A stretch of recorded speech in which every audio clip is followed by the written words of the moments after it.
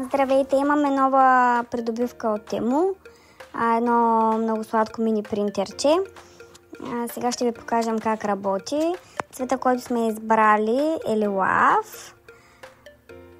Вътре в самия комплект има и кабелче за USB и за зареждане. Може да си го носите навсякъде със себе си. Ние вече го изпринтихме и сме много доволни, много добре работи.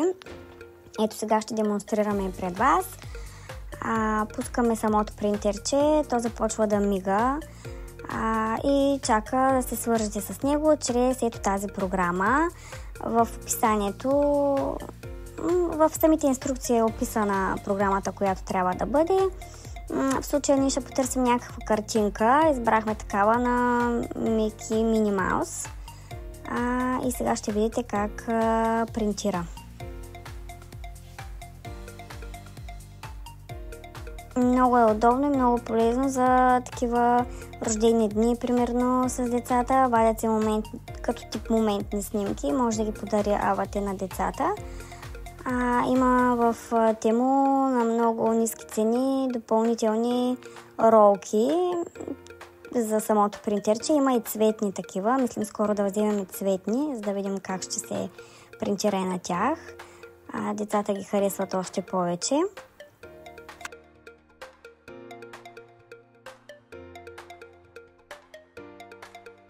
И така за по-малко от няколко секунди снимчицата излиза, в случая картинката, изписва дата и час.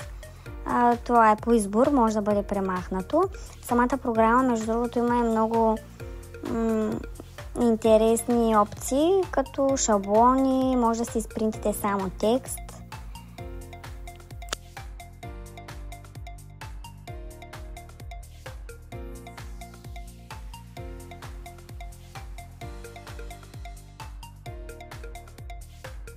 Пробваме, по-скоро демонстрираме втора такава, като тип малко по-реалистична.